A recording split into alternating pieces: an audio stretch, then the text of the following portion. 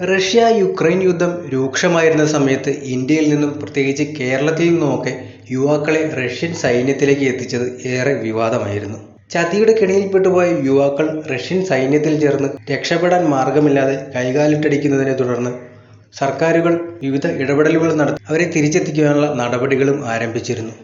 ഓരോ ദിവസവും ഇവരുടെ കഥനകഥകളുടെ വാർത്തകളും പുറത്തു വന്നുകൊണ്ടിരുന്നതാണ്. ഇപ്പോഴത്തെ റഷ്യൻ സൈന്യത്തിൽ ചേർന്ന ഇന്ത്യക്കാരെ വിട്ടയക്കുമെന്നും ഉറപ്പു നൽകിയിരിക്കുകയാണ് പ്രസിഡന്റ് വ്ളാഡിമിർ പുടിൻ.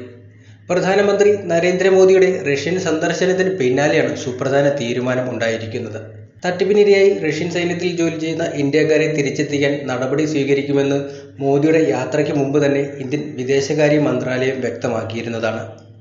യുക്രൈനുമായുള്ള ചില അതിർത്തി പ്രദേശങ്ങളിൽ റഷ്യൻ സൈന്യത്തിനൊപ്പം സുരക്ഷാ സഹായികളായി ജോലി ചെയ്തിരുന്ന ഇന്ത്യക്കാരെ യുദ്ധത്തിലേർപ്പെടാൻ നിർബന്ധിച്ചതായും റിപ്പോർട്ടുകൾ പുറത്തു വന്നിരുന്നു. യുക്രൈനെതിരെ യുദ്ധം ചെയ്യുന്ന റഷ്യൻ സൈന്യത്തോടൊപ്പം ഇന്ത്യക്കാരുണ്ടെന്ന് കേന്ദ്രം നേരത്തെ സ്ഥിരീകരിച്ചത് വലിയ ഞെട്ടലാണ് ജനങ്ങൾക്കിടയിൽ ഉളവാക്കിയത്.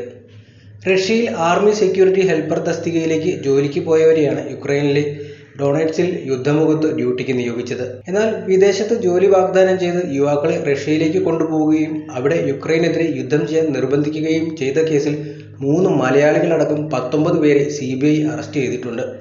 തിരുവനന്തപുരം സ്വദേശികളായ Job Sajin, Dixon, Robert, Arulappan, Tommy, Domiraj തുടങ്ങിയവർക്കെതിരെയും കേസെടുത്തിട്ടുണ്ട്.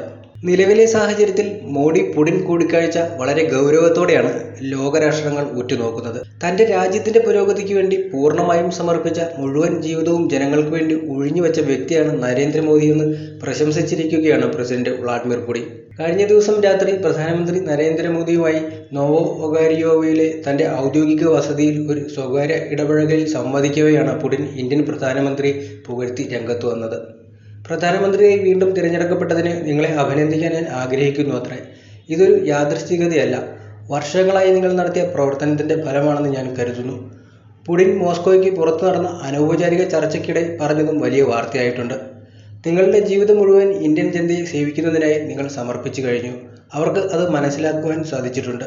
നിങ്ങൾ പറഞ്ഞത് ശരിയാണ്, എനിക്ക് ഒരേ ഒരു ലക്ഷ്യമേ ഉള്ളൂ, ഇത് ജനങ്ങളും എൻ്റെ രാജ്യവുമാണ്. മോദി മറുപടി പറഞ്ഞതായും റഷ്യൻ ഔദ്യോഗിക ചാനൽ ടാസ് റിപ്പോർട്ട് ചെയ്യുന്നുണ്ട്.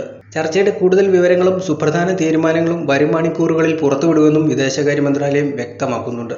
നേരത്തെ റഷ്യൻ സൈന്യത്തിൽ ചേർന്ന ഇന്ത്യക്കാരൻ മുഹമ്മദ് അഫ്സാൻ കൊല്ലപ്പെട്ടെന്നുള്ള വാർത്ത വലിയ ഞെട്ടലാണ് ഉളവാക്കിയത്. ജോലിയെടുക്കാനെന്ന വ്യാജേനയാണ് ഹൈദരാബാദ് സ്വദേശിയായ യുവാവിനെ റഷ്യയിലേക്ക് റിക്രൂട്ട് ചെയ്തത്. സംഭവം റഷ്യയിലെ ഇന്ത്യൻ എംബസി എക്സിൽ കുറിച്ചതോടെ ഇവരുടെ മാതാപിതാക്കളും ആശങ്കയിലായിരുന്നു. യുവാവ് എങ്ങനെയാണ് മരിച്ചതെന്നോ റഷ്യയിൽ എന്ത് ചെയ്യുകയായിരുന്നെന്നോ അന്ന് വ്യക്തമായിരുന്നില്ല. റഷ്യയിലെ അധികൃതരുമായും അഫ്സാന്റെ കുടുംബവുമായും ബന്ധപ്പെട്ട ശേഷം ഇയാൾ സൈന്യത്തിൽ ചേർക്കുകയായിരുന്നുവെന്ന് എംബസി സ്ഥിരീകരിക്കുകയായിരുന്നു. ഉന്നത ജോലി വാഗ്ദാനം ചെയ്ത് നിരവധി ഇന്ത്യക്കാരെ വഞ്ചിച്ച് റഷ്യയിൽ എത്തിച്ച് യുദ്ധം ചെയ്യാനായിരുന്നു തട്ടിപ്പുകാരുടെ ശ്രമം. ഏജന്റ് വഴി നിർബന്ധിതമായാണ് ഇന്ത്യക്കാരെ സൈനിക സുരക്ഷാ സഹായങ്ങൾക്കായി റഷ്യയിൽ എത്തിച്ചത്. ഹൈദരാബാദിൽ നിന്ന് ഇങ്ങനെ ഒട്ടനവധി യുവാക്കൾ ഇത്തരത്തിൽ റിക്രൂട്ട് ചെയ്യപ്പെട്ടതായി കണ്ടെത്തിയിട്ടുണ്ട്.